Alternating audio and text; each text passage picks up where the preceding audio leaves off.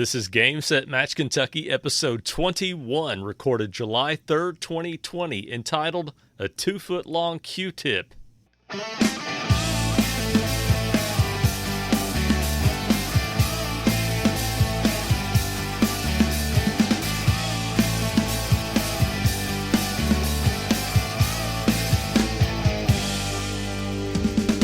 Hey everybody, it's time for a third season of Game Set Match Kentucky, where we talk about all things related to the Central Kentucky Tennis Series and maybe a whole lot more that you never asked for. This is Friday, July 3rd. I'm Chris Godby, the chairman and one of the founders of the CKTS, where the lines are good and sandbagging is for golf.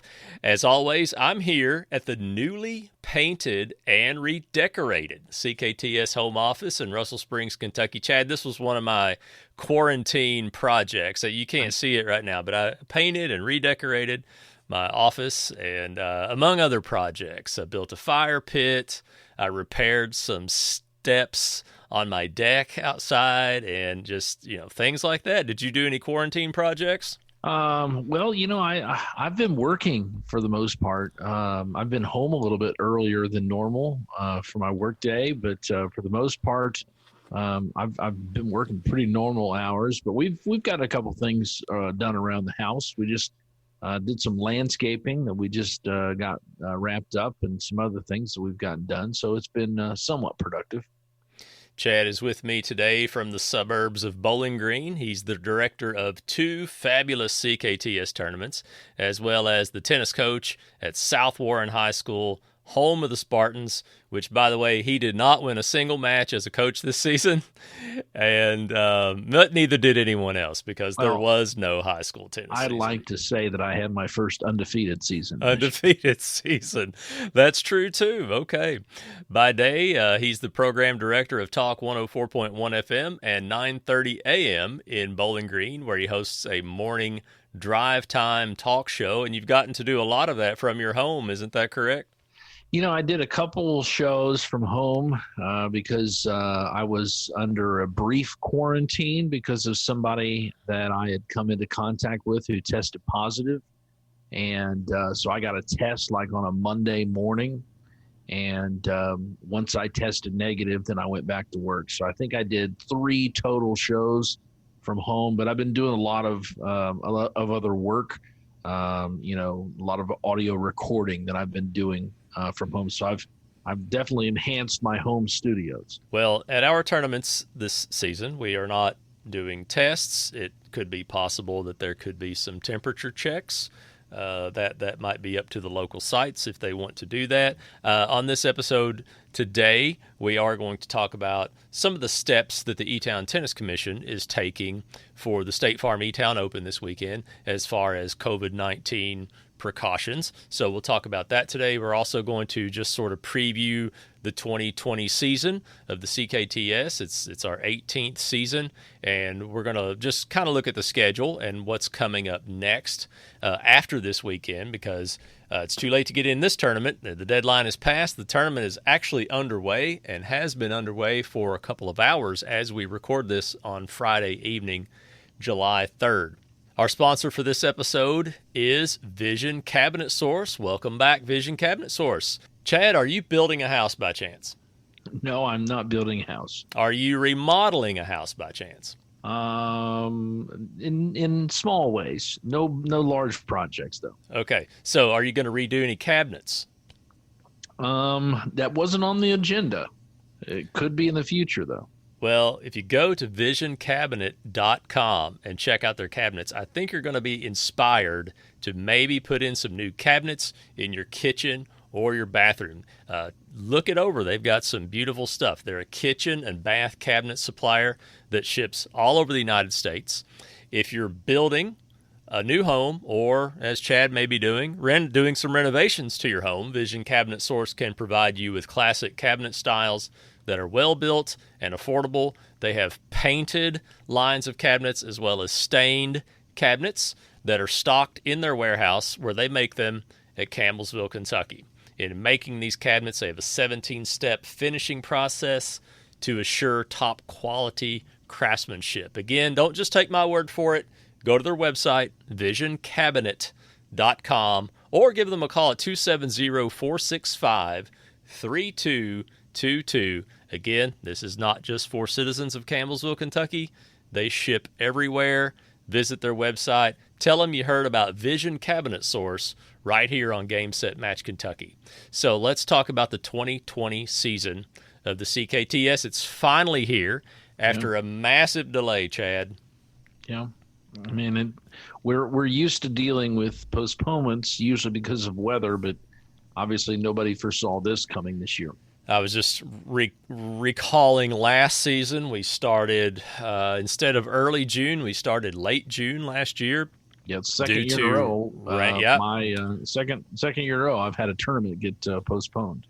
Right. So that's just one of the changes to the schedule this summer, is that the Kids on the Block Points for Puppets tournament, which was originally scheduled for early June, has now been moved to October 17th and 18th. So instead of the very first tournament of the 2020 CKTS season, the Kids on the Block Points for Puppets tournament in Bowling Green, Kentucky will now be moved to October 17th and 18th. Chad, can you talk a little bit about what went into the decision to move it to those dates? So we know you had to move it because of coronavirus regulations, but why that date?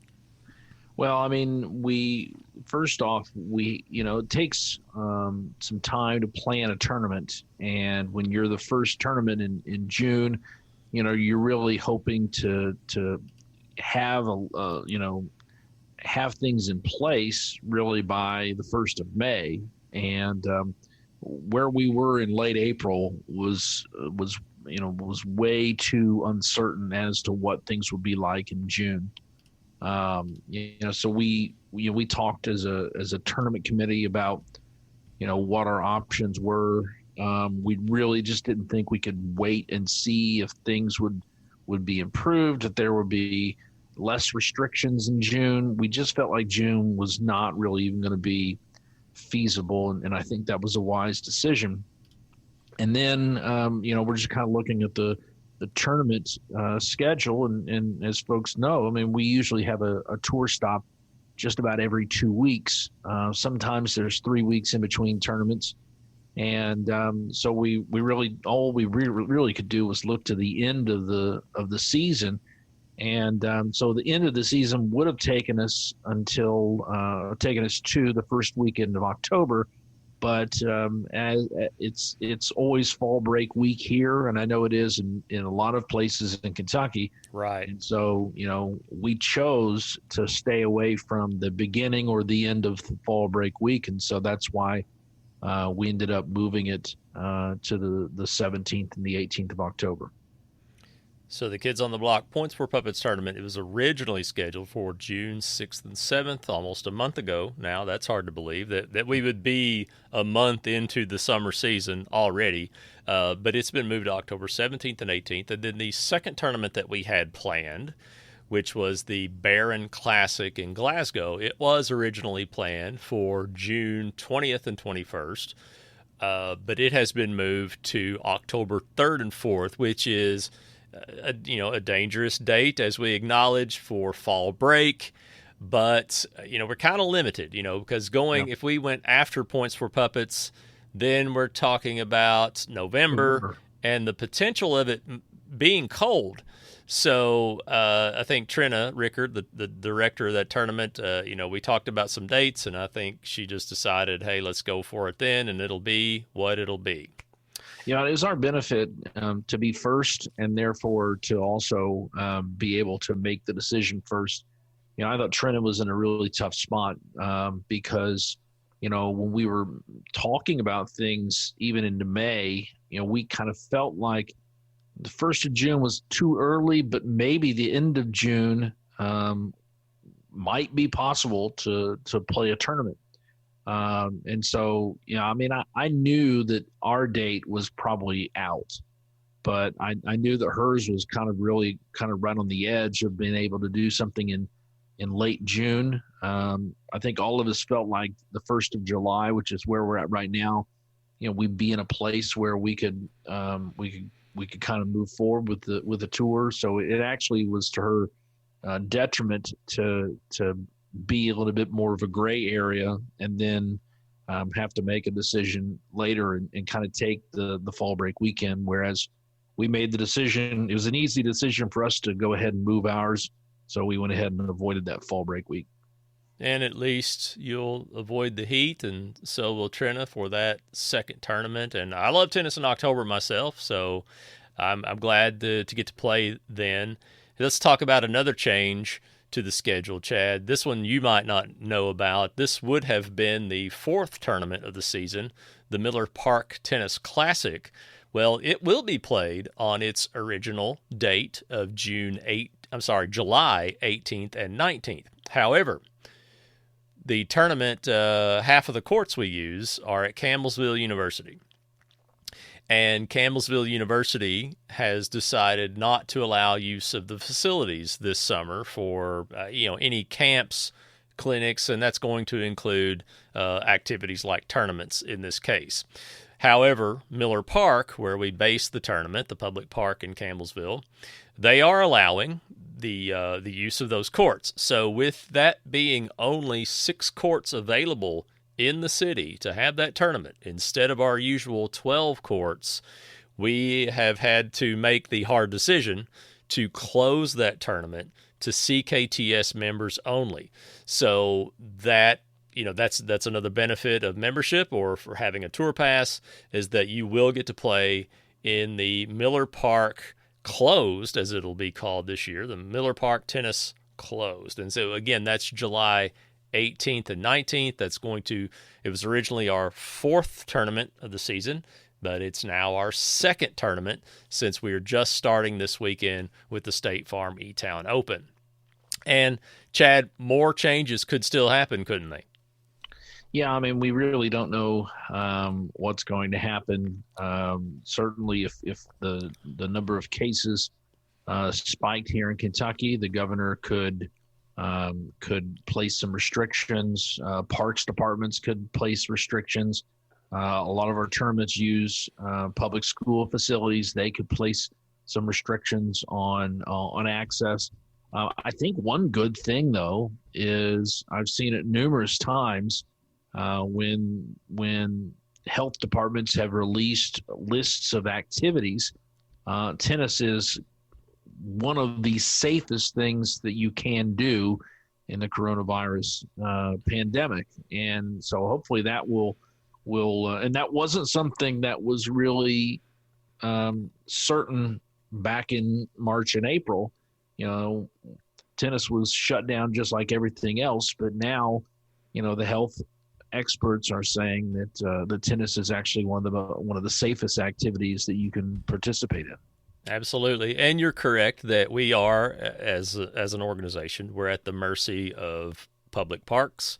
We're at the mercy of schools, public schools. We're also at the mercy of universities like Campbellsville and Lindsey Wilson College, which we played there later in September.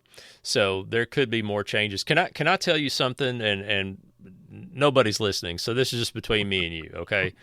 I am, and this is off topic, but that's what this show is. I today really began to believe we're not going to have football season. Is that right? That's just my feeling. I really don't see it happening as more and more players at the college level are turning up with positive tests, and a few high schools players have also, I've heard about in the news, and I'm just starting to worry that because you think football is too much of a contact sport. It is definitely a contact sport. Because I could see a situation where, and this has been discussed, where there could be no fans in attendance, but that only takes care of one group's potential for getting sick. And it's the thing about tennis or golf, or even something like baseball. There's not a whole lot of contact, whereas football, contact is kind of the name of the game. You're right. But I hope I'm wrong about that, because I love football. I know you do too. We both work at football games, and I really hope there is a season. Now with tennis, I'm really surprised that Wimbledon canceled so far in advance, Yeah. and not went a route of trying to have it without fans, like the U.S. Open will do in August and September. They'll play that without fans, as far as we Though, know. I mean, they are so anti-change at the All England Lawn and Tennis Club. I mean, Mm-hmm. they are so steeped in tradition and doing things the way that they've always done. It Mm-hmm. shouldn't be that much of a surprise that they're the least interested in being flexible to make it happen, like the U.S. and like the French Open are doing by really changing their schedules or really changing the way that the tournament happens. I think I saw that the French Open might actually allow 60% capacity, and the U.S. Open is going forward with no fans whatsoever. And I guess Wimbledon is just probably the most rigid and would be the least likely to want to do things different just to do something. And let's be honest, they also probably really don't need the money. Probably not. I think that the U.S. Open is the tournament that would miss the crowds the most. That New York atmosphere, especially the nighttime matches, the crowd really plays a big role in those matches for the viewer on television as well as for the players on court. And it's going to be different, but I'm glad that they are at least going to play. Yeah, I mean, if you've seen any of the exhibitions, whether it's the one in Charleston last weekend or the one that they had in I think the one in London was actually indoors, and then if you watched what Djokovic did with the Adria Tour when they had the fans there on that first stop, I mean it was jarring to see fans and realize how much they're missing in some of these other venues. And then golf, I know sandbagging is for golf only, Right, but right. I mean, if you watch golf right now, I mean, it looks pretty much the same, but then all of a sudden, when you hear the fans, where some of these courses have homes that are on parts of the fairway or around the green, and there are people standing outside, and when they start clapping, then you realize what you're missing when you don't hear the fan interaction. And so, aren't they piping in some crowd noise though? Are they doing that for golf, or are they just I doing think that for soccer. baseball? I think Oh, is it soccer. soccer? Yeah, soccer's been piping in crowd noise. I'm not sure if any tennis or golf. And I'm talking about international baseball too when I say that, because I don't think Yeah, I American haven't seen baseball any has of it, to started be yet. honest with you. Yeah, Yeah, I I haven't haven't watched seen any of any it. international baseball, but I know they have. I have watched some soccer, and I've heard the piped in crowd noise. Well, no piped in crowd noise at CKTS events, and we are going forward starting tonight, July 3rd. The State Farm E-Town Open is underway. There'll be a full day of play tomorrow on July 4th and on Sunday, July 5th. And I've got the schedule for the season up on my computer screen, Chad. You can just listen, follow along if you don't have it up here. But again, this weekend is the State Farm E-Town Open. Our next tournament, July 18th and 19th. That's the Miller Park Tennis closed for CKTS members only. And then at the 1st of August, August 1st and 2nd, we go back to Somerset for the Alton Blakely Lake Cumberland Open. That's the third annual tournament there. I am the director of that tournament. Bless my heart. August 15th and 16th.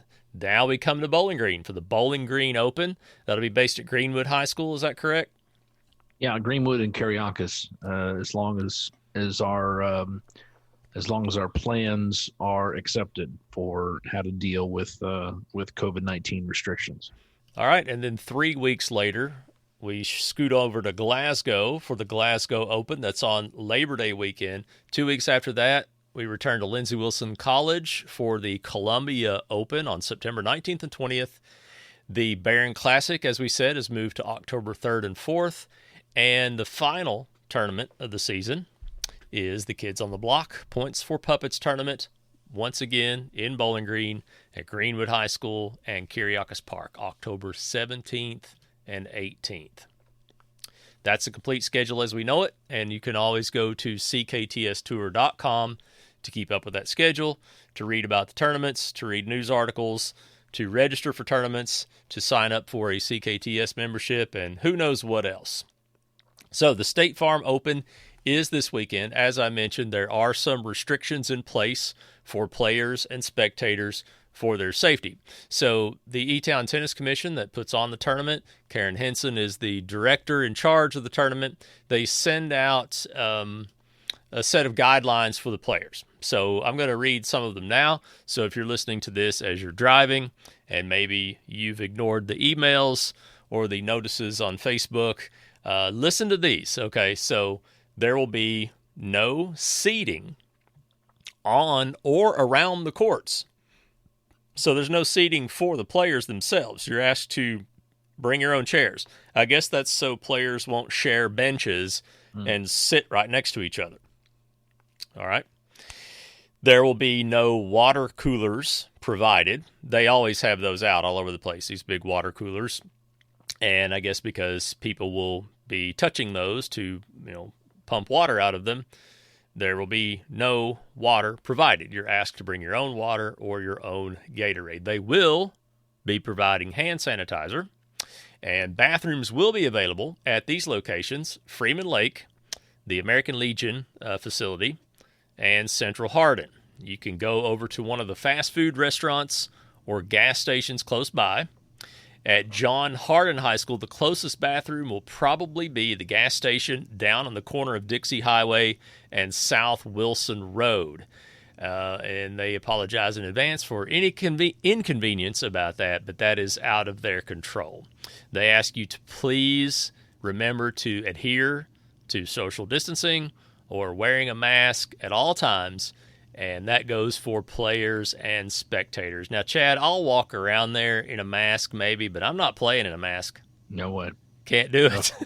No way. All right. I mean, I don't want to get off tangent or off topic and on a tangent here, but if you're outside and most of these facilities have plenty of room, you're probably not going to want to get closer than 6 feet, probably 10 feet, let alone 6 feet.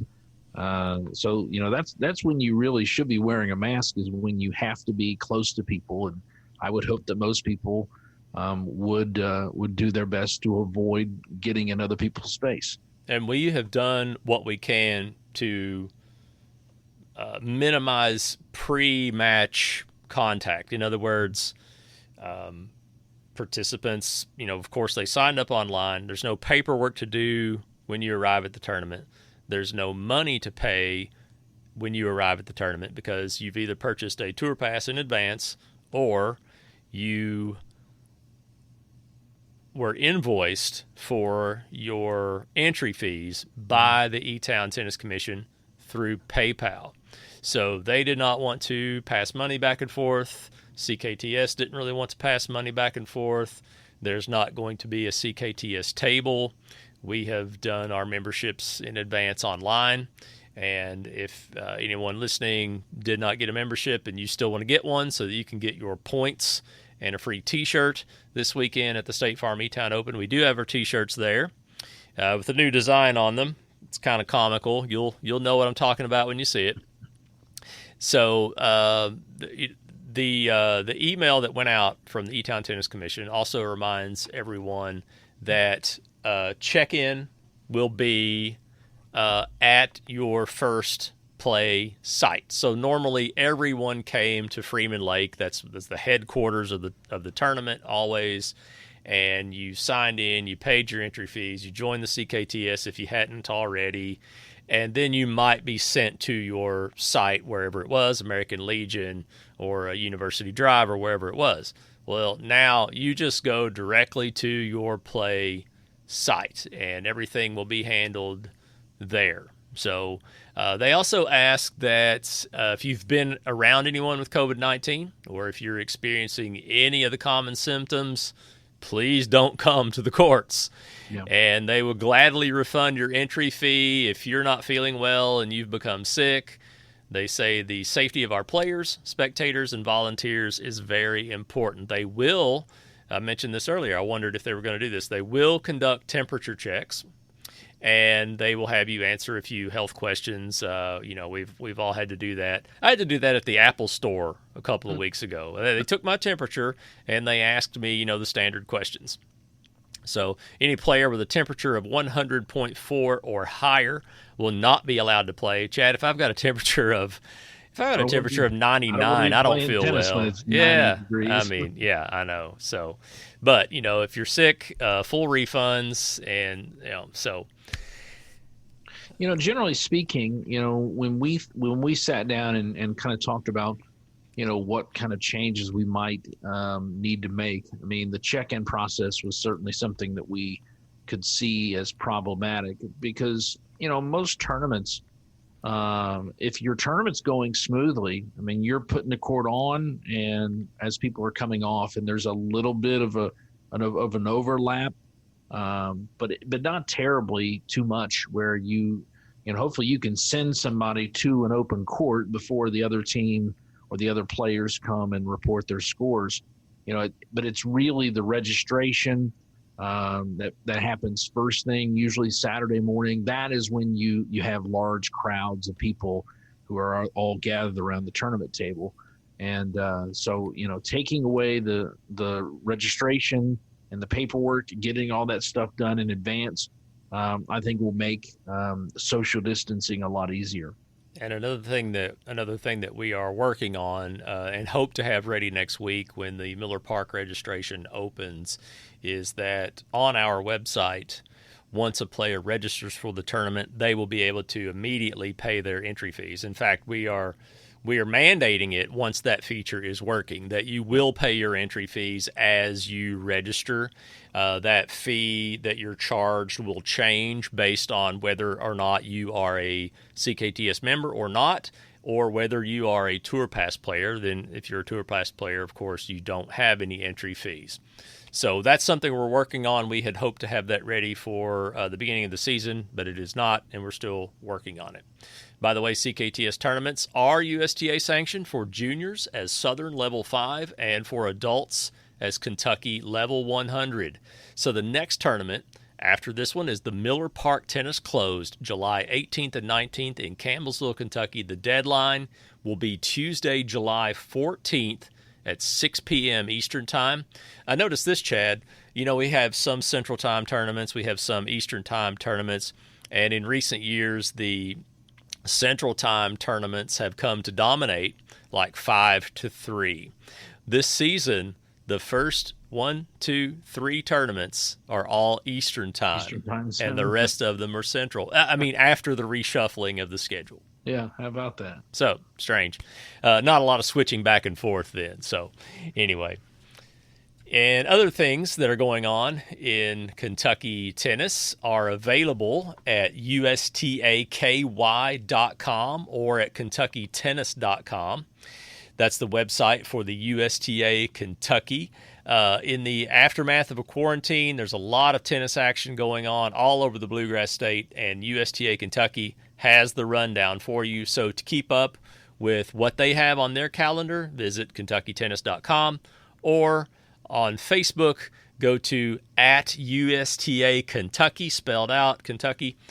On Twitter, they are also @USTA Kentucky with the word Kentucky spelled out. You can send us your tennis events to info@gamesetmatchky.com. If you're finally getting your leagues started, your drop shots, your kids clinics, camps, any other kind of social tennis event you're putting on, or your tournaments, if you're finally getting all that underway and it's going on in Kentucky, send it to me to info@gamesetmatchky.com, and we will run it down for you here on the podcast. This week we do not have a Challenge the Call question, but if you would like to send in a question for us to the Challenge the Call segment, just email it at challenge@gamesetmatchky.com. That's going to serve out another episode. I want to thank everyone for listening to this first episode of the third season of Game Set Match Kentucky. If you're listening through our website, please go ahead and subscribe with any podcast app on your mobile device, such as Apple Podcasts, Spotify, iHeart, Google Podcasts, and on and on. In your podcast app or in iTunes on your computer, please write us a short review and give us a 5-star rating. We've got some new reviews that I want to read on the next episode, but we're running out of time today. You can visit GameSetMatchKY.com for all episodes and show notes and more. You can like our Facebook page. It's facebook.com/GameSetMatchKY, or you can search for Game Set Match Kentucky, the podcast, on Facebook. Go follow us on Twitter at GameSetMatchKY. Chad is on Twitter at ChadYoungRadio, and I am on Twitter at Chris Godby. LakeNet Media Incorporated provides the web hosting for Game Set Match Kentucky. If you're looking for a dependable web host, you can reach out at 757-LakeNet. That's 757-525-3638. Thanks again to our sponsor for this episode, Vision Cabinet Source. If you or your business are interested in sponsoring, you can send an email to info@gamesetmatchky.com. Uh-oh. There it is again. I haven't heard this sound in a long time. Hawkeye says we are out. Until next time, I'm Chris Godby with Chad Young. Thanks again, Chad. I really appreciate you being here. Thanks for having me. This has been Game Set Match Kentucky.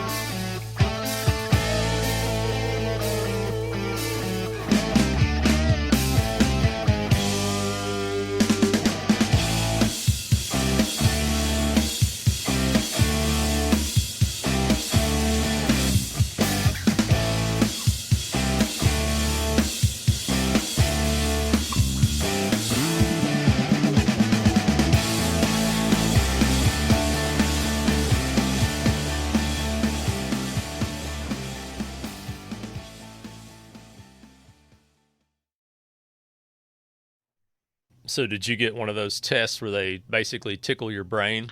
Yeah, I mean they went in my throat first. They gave me a throat swab where it kind of makes you kind of choke a little bit, and then they jammed the one far up your nostril until you kind of gagged. So they did a great job. I mean, I had my results within 48 hours, so I was happy that it came back negative. A couple of months ago, I was going to have my annual physical with my doctor, and we were having a discussion via telehealth, and he was going to send in lab orders for me. And long story short, he orders a coronavirus antibodies test, which is just a blood test. And so I thought, that'll be good. I'll find out if I ever actually was had it or was a carrier, asymptomatic carrier of it, because I did not develop it, thankfully. And so I go to this lab, and I won't say where the lab is, but I go to this lab, and they first of all, they see COVID-19 test on the paperwork, and they automatically start freaking out a little bit, I can tell. And they put me in a yellow gown to single me out from everyone. They put me in a separate room from everyone else. And all along I'm thinking, I don't think they understand that I'm just doing the blood version of this to see if I ever had it. But, they treated me from a distance. And then I see the lab technician come in, and she's laying all this stuff out on the table to take blood. And then she lays out this 2-foot-long Q-tip. And I thought, hey, wait a minute. And I said, ma'am, I'm just supposed to get the blood test for the antibodies. And she examines the lab orders again for a minute, and she goes, you might be right. Just a second. And she goes and checks with somebody else, and she comes back and she said, yeah, you're just doing the blood test for the antibodies. And I said, thank you. Yes. She said, it's a good thing because this was going to be my very first test. And so, wow, I especially did not want to be her very first coronavirus swab. We'll stop treating you like a leper.